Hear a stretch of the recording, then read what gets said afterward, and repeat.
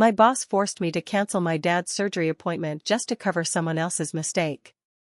When I protested, she leaned in and whispered, "Family comes second here, or you're replaced." So I followed her lead and documented every risk she ever hid from upper management. One morning, she walked in, saw the audit team, and collapsed into a chair. She knew what I had done, but what she didn't know was that I'd already spoken to her boss's boss. "My name's Marcus. I'm 39, live in Denton, Texas, and until a few months ago, I was working as an operations supervisor at a big medical supply company. I won't name them yet, but let's just say they handle a lot of contracts with hospitals and government clinics across Texas and Oklahoma.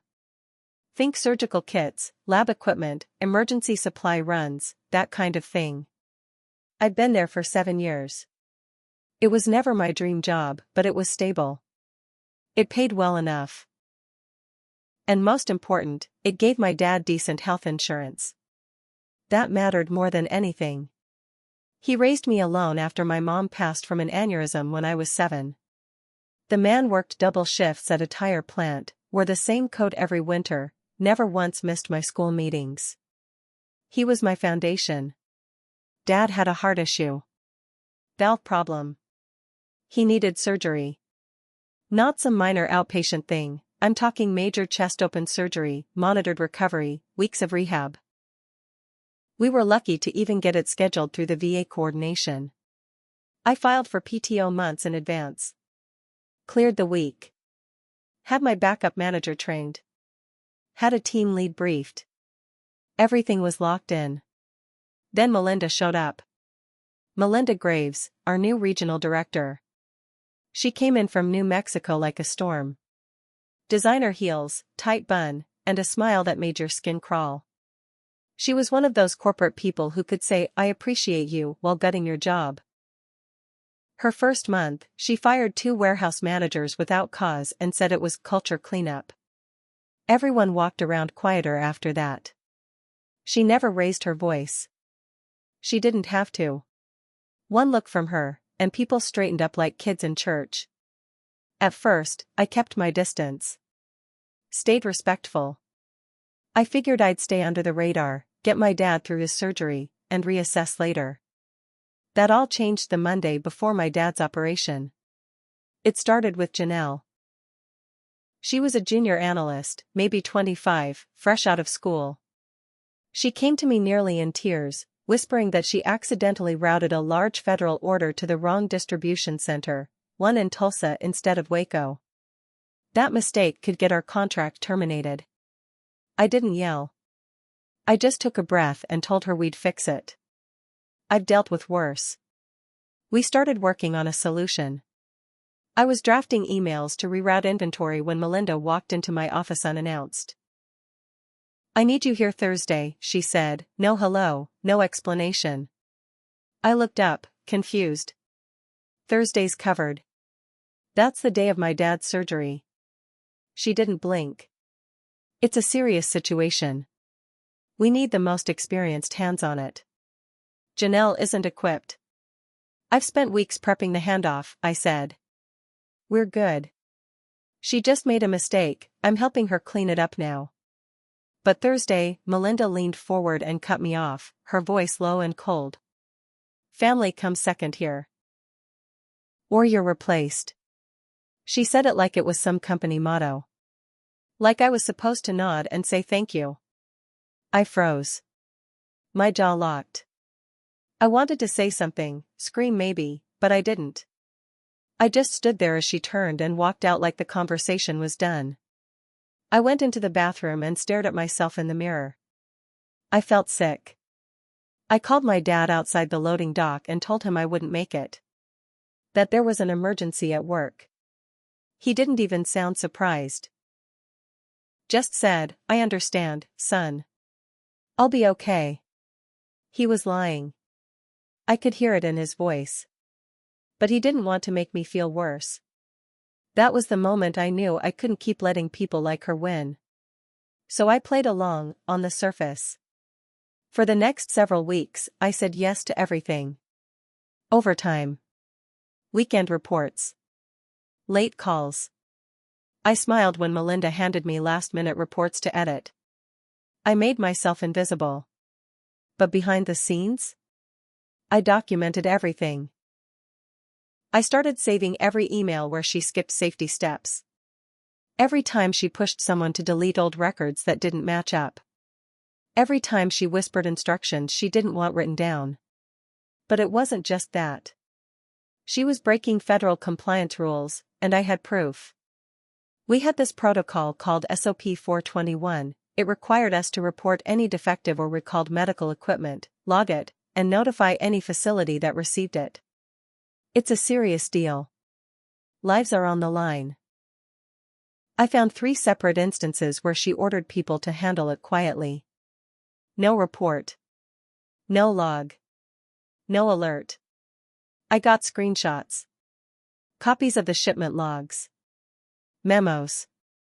I even found a paper trail where she overrode a QA rejection on surgical tubing that had already failed inspection, just to hit a quarterly number. I didn't go to HR. I didn't go to legal. They worked under her. She had people there. I went straight to the top. David Hayworth, the Vice President of Corporate Risk. He was old school. Came from the military. Didn't play games. I met him in person at a Marriott in Fort Worth. Sat across from him in the lobby. I handed him a flash drive and a printed breakdown. No drama. I don't want anything, I told him. I just want this stopped. Before she hurts someone. He didn't say much. Just nodded, asked me a few questions, and said he'd handle it. I went back to work like nothing happened. Then came Tuesday morning. Melinda walked in like she always did. Coffee, Bluetooth headset, fake laughter on a call. But she stopped cold when she saw the audit team waiting by her office. 5 people. Suits. Laptops open. One was already flipping through a binder. Her nameplate was gone. Her calendar had been wiped. She turned to look at me. Our eyes met. And that's when it hit her. She knew. Maybe not all the details, but she knew I had done this. She sat down in the hallway. Didn't say a word. Just collapsed onto the bench like someone had pulled the batteries out of her. That wasn't the end of it, though. There was more to come. And she had no idea what else I had set in motion. The next few days after the audit team arrived were tense. Melinda didn't come back to the office. Her car sat in the same spot for 2 days before someone from HR finally moved it. People whispered in the hallways. The mood shifted. People started asking each other questions they'd never dared say out loud. Did she know about the faulty kits? Was she faking those compliance reports? Did you hear someone from corporate flew in from Atlanta? But no one said anything directly to me. Not yet. I kept my head down and stayed quiet. That Friday, we had a mandatory town hall meeting in the conference room. It wasn't normal for our location. A guy named Rob Whitaker, the regional VP of operations, flew in. He never visited our site. That's how serious it was. He stood up front, cleared his throat, and started with something vague about recent allegations and internal reviews. But then he got more specific. There were serious breaches in our compliance reporting, he said. And I want to be very clear, this company does not cover for anyone, no matter their title. That was the first time I saw the rest of the staff start to look around. Nobody wanted to be the first to speak. So I did. I raised my hand. So, what happens to the people who tried to stop it but were forced to stay quiet? He looked me in the eye. They will be protected, he said. And rewarded. It was the first time I felt like maybe, just maybe, telling the truth would actually matter. But things got more complicated from there. A week later, I got called into a meeting with corporate legal. Not just one lawyer, 3. They said Melinda had lawyered up. She was accusing the company of retaliation and had filed a wrongful termination suit. They asked me if I had ever recorded her without consent. I was honest. Yes. In Texas, it's legal if one party knows. That party was me. They didn't argue. One of them just wrote something down on a notepad and nodded. Then came the real twist. They told me there were sealed records from Melinda's last job in New Mexico, records that someone at corporate had found during a deeper background check. Turns out, she had pulled a similar stunt at a hospital group in Albuquerque. Covered up expired surgical tape batches that caused infections in patients. 2 nurses had quietly settled with the company after speaking out. And the kicker? She used a fake reference from someone who had been dead for 2 years. I wasn't the first person she tried to threaten. I was just the first one who fought back and had the receipts to prove it. That gave corporate what they needed. They didn't just fire her. They opened a case file with the Office of Inspector General. The feds. Not some slap-on-the-wrist HR review, a full-scale fraud investigation. But that also meant I was going to be pulled deeper into it. Around that time, I started noticing things were off. My emails weren't sending as fast. My desk phone got disconnected twice in 1 week. Someone from IT called to ask about a file I never touched. At first, I thought it was paranoia. But then, I came back from lunch one day and found my bottom desk drawer open. Unlocked. Slightly shifted. I checked my laptop. The USB drive I kept in the back pouch was missing. I reported it immediately. Our IT team confirmed there was no sign of a break-in, but they couldn't confirm what happened to the device. Only one person could have done it. Janelle. She'd been quiet since all this started. Too quiet. Avoiding eye contact. Leaving early. She used to come to me for advice. Now she barely said 2 words. That night, I called her. Janelle, I said, I'm not mad. But I need to know, did you give anyone my files? There was a pause. Then her voice cracked. She came to my apartment, she whispered. She said if I didn't give her something to prove she wasn't the only one responsible, she'd drag me down with her. I didn't know what else to do. Melinda. She was desperate. Even after getting fired, she was trying to find a way to blame me. To flip the story. To paint herself as the victim. She had no idea I had backups. And I hadn't sent everything to corporate yet. I kept the most serious stuff off network. Including the proof that she skipped warnings from the FDA about a bad batch of scalpels from one of our vendors, scalpels that had already injured a tech in a clinic near Amarillo. The truth was, she didn't just commit fraud. She endangered lives. And I had every detail saved in a folder labeled 421_urgent_final. But I didn't just want her fired. I wanted her blacklisted. I wanted every hospital, every clinic, every board of directors she ever hoped to charm, to know who she really was. And I was going to make sure that happened. After the phone call with Janelle, I didn't sleep. I sat on my couch, staring at my laptop, cycling through every backup I had. I checked the external hard drive, the cloud storage, even the SD card I kept hidden inside an old phone case. I wasn't just covering my bases. I was preparing for war. Because now it was personal.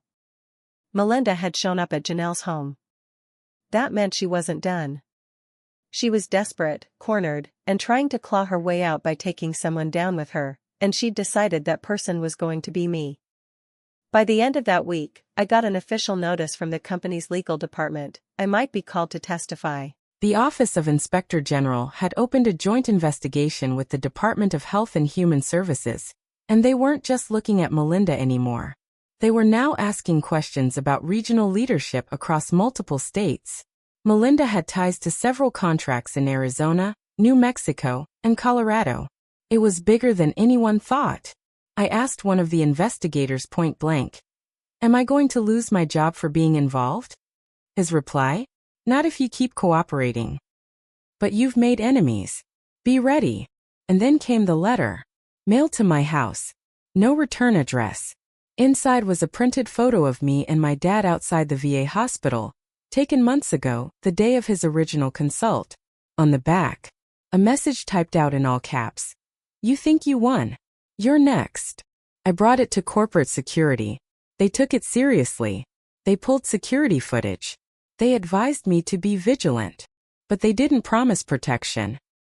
I started driving different routes home. I stopped posting anything personal online. I even put a security camera at my front door. I wasn't going to get scared off. But I knew this meant one thing. Melinda wasn't acting alone anymore. That theory got confirmed the following week. It was 7:42 a.m. I remember the exact time because I was logging hours on a time-sensitive order when my phone buzzed with a private number.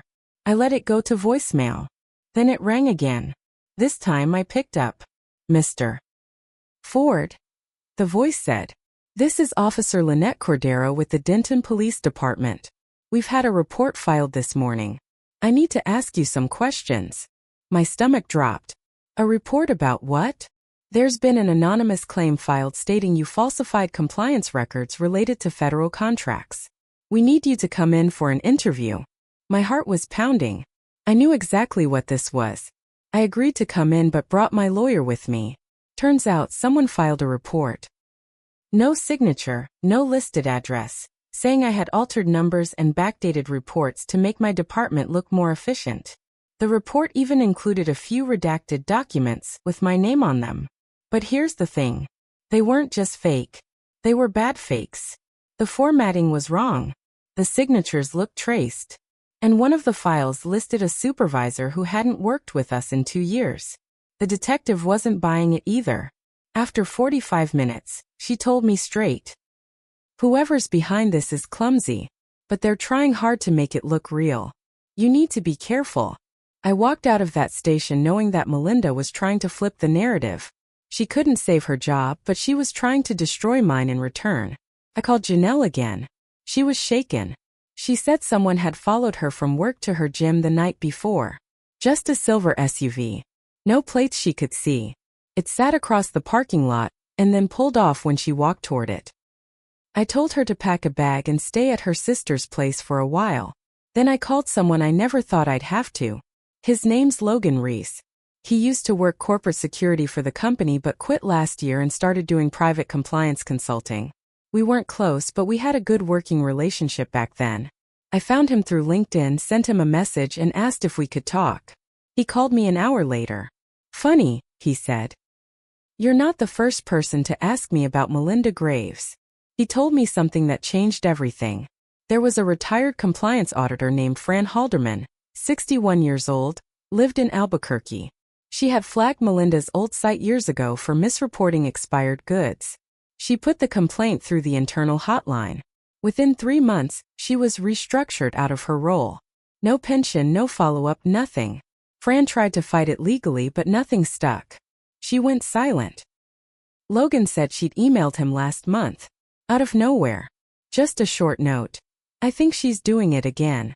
If anyone reaches out, I'm ready to talk now." So I did. Called Fran. She answered on the third ring, calm and slow. "I've been waiting for someone to finish what I started," she said. I told her everything. The files. The retaliation.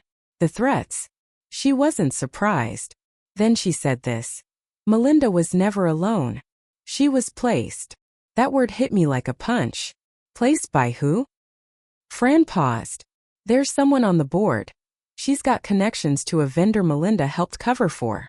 Surgical Tools United. They lost 3 contracts after that FDA warning. But Melinda kept them afloat by pushing their faulty stock. She made enemies and allies. Now it all made sense. Melinda wasn't just trying to save herself. She was trying to protect the ones who protected her. This went deeper than just our regional office. She was just the face of a much dirtier operation. And I'd just started peeling the top layer off. After my call with Fran, everything changed.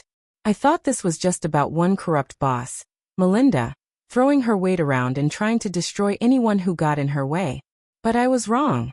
She was part of something bigger. A hidden network of deals, favors, and pressure from the top. And if I didn't push harder, this thing would bury itself again, like it did in Albuquerque, like it almost did here. So I made a plan. I contacted the Office of Inspector General again and asked for a meeting with their federal compliance investigator. I gave them everything I hadn't turned in yet, the backups, Fran's affidavit, a list of vendors Melinda pushed through even after warnings.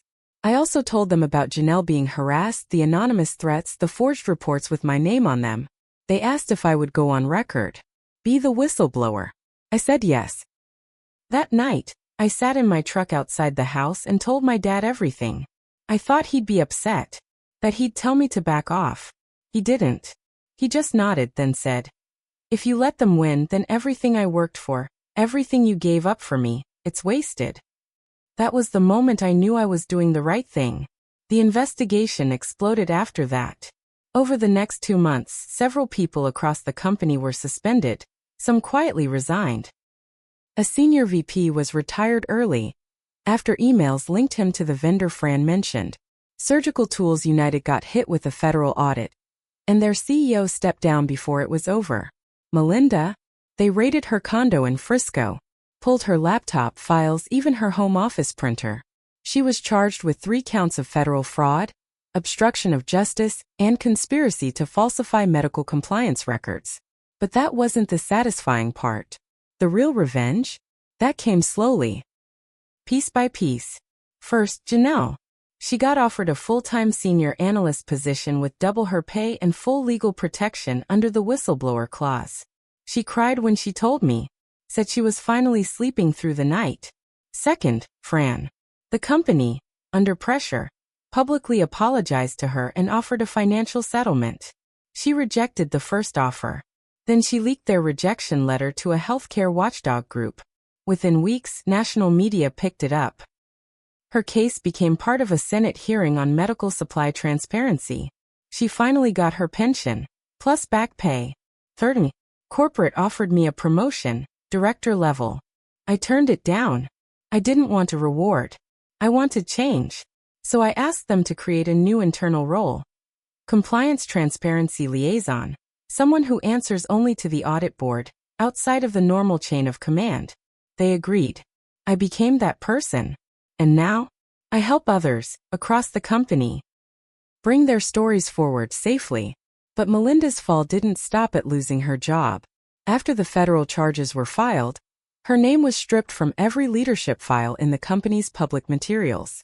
Hospitals that had worked with her started returning shipments from vendors she approved. Her LinkedIn vanished. Her personal company car was repossessed, caught on video. It made the rounds online. Someone put it on TikTok with the caption, "From boss to busted." Then came the biggest hit.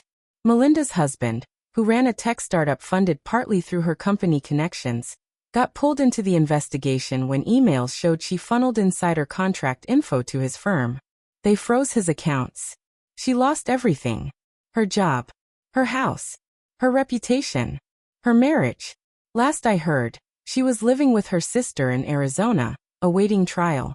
As for me, my dad got his surgery rescheduled. I was there the whole time. I sat next to his bed in post-op, holding his hand. When he woke up, the first thing he said was, "You showed them, huh?" I smiled. "Yeah, Dad. I showed them." He's doing better now. He walks every morning, drinks too much coffee, and still watches the local news like it's his job. He told his VA nurse, "My son's the reason the company cleaned house." She smiled and said, "We need more like him." And maybe we do, because this whole thing taught me something. Revenge doesn't always have to be loud. Sometimes it's slow, quiet, focused. It's telling the truth when it's dangerous. It's standing up even when no one else will. And it's making sure that when someone like Melinda says, "Family comes second here," the world hears what happened after. She put herself first. And now, she's last. Forever.